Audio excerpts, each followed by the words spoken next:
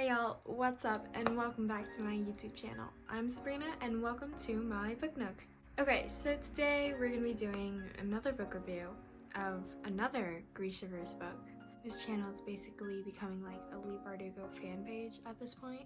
But I would say that this Grishaverse book is probably the fan favorite. Like everybody has read this book, and I know I say that a lot, but seriously, if you haven't read this book, you've definitely heard of it, especially with the Netflix show that just came out. So today, I'm going to be reviewing Six of Crows by Leigh Bardugo. Like I said, super duper popular, fan favorite book. And the Netflix show, Shadow and Bone, which is a mix of Shadow and Bone and Six of Crows, just came out on Friday. Whew. The show is amazing, by the way. If you haven't seen it, or if you aren't sure if you should watch it, watch it. If you can't tell by my voice, I have a bit of a sore throat. Not from COVID, don't worry, but because I was screaming a lot on Friday when the Netflix show came out, just like a lot of screaming and fangirling, so my throat hurts a bit.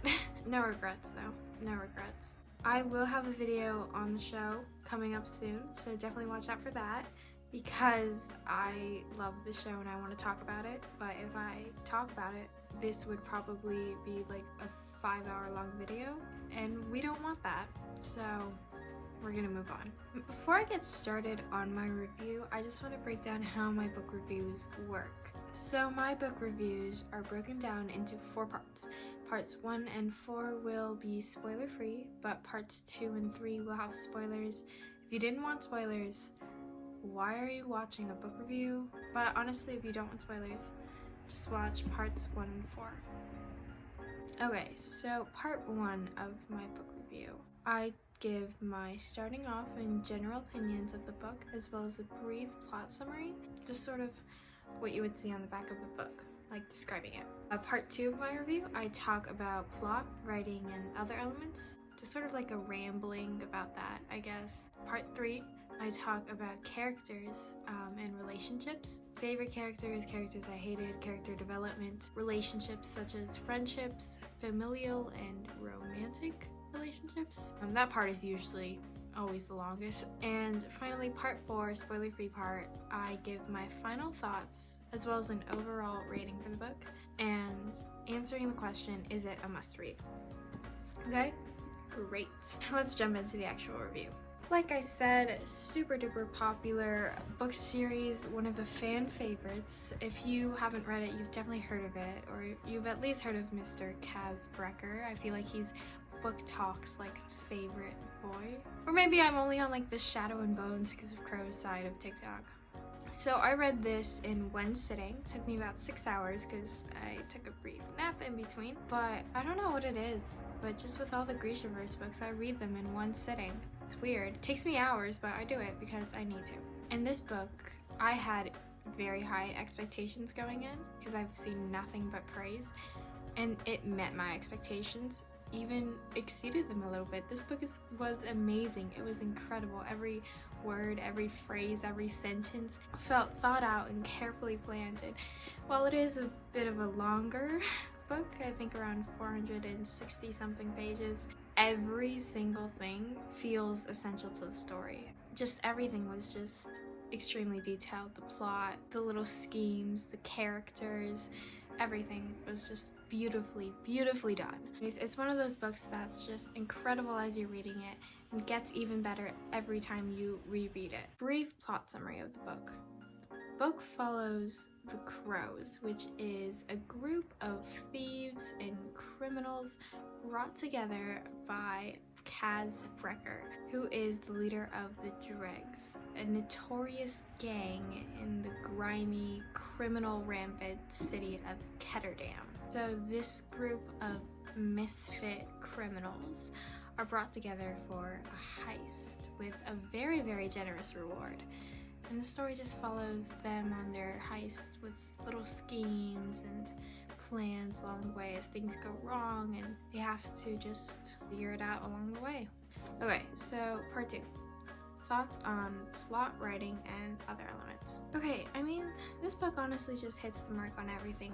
Plot, amazing. Writing, amazing. Overall story, amazing. Characters, amazing. The writing is beautiful and captivating and gripping and just, again, book is long, but I mean, it's totally worth it. And the plot is very detailed and complicated, but the good thing about this book is that it had just the right amount of decoy plans. So what I mean by decoy plans is sort of when character A will tell the target of the plan that, hey, this is what we're doing, you know, this is what we're gonna do, this is our deal, and then be secretly doing something else the entire time. That's what I call a decoy plan trope.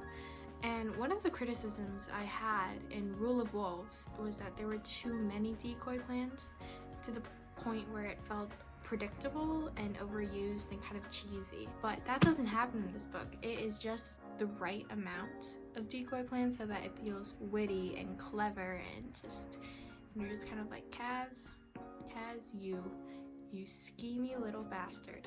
And I also love how, even though this book has an incredible plot and an incredible story, it doesn't solely rely on that to push the book forward. It also is very character driven. I mean, the crows, all amazing. They're just all amazing. I loved every single one of them. I don't think I could pick a favorite. Actually, I can. If any of y'all have watched the show, Milo. Milo is my new favorite crow. Love him. Speaking of characters, let's move on to part 3. Characters and relationships. Okay, so let's start off with Mr. Kaz Brecker. I like how most YA books now have a morally gray main character. I think it's very refreshing from the constant, I must save the world, I'm the chosen one type of YA fantasy book. No shade to Harry Potter and Percy Jackson, by the way. I love y'all. Favorite series, but it's refreshing to see a change. However, I feel like Kaz is kind of a hilarious character without meaning to be one. I find him so funny because this man will literally rip out a man's eye with his gloved hands because that man hurt Inej. But he won't talk to Inej after she gets stabbed. He won't talk to her for 2 days. He just ignores her for 2 days. This man is so funny. Speaking of Inej, I love Inej. She is a queen. She's perfect. She knows her self-worth. You know, in the end when Kaz is like, please stay with me, cut her down, I want you here. She's like, no. I know my self-worth. You better give me more than what you're giving me right now, because what you're giving me right now isn't enough. I love her. And I heard so much hype around Kaz and Inej's relationship.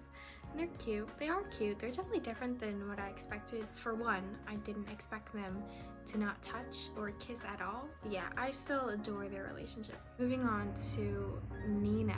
I know I just said I didn't have a favorite crow besides Milo, but I might have a favorite crow. I love Nina. She's hilarious. She's so amazing. I mean, I have no criticisms on her character. None. Not to mention her, hold on, let me get this right. Enemies, to mutual alliance for survival, to lovers, to betrayal, to enemies again, to mutual alliance again, to lovers again, relationship with Matthias. I love their relationship. Their relationship is so incredibly underrated.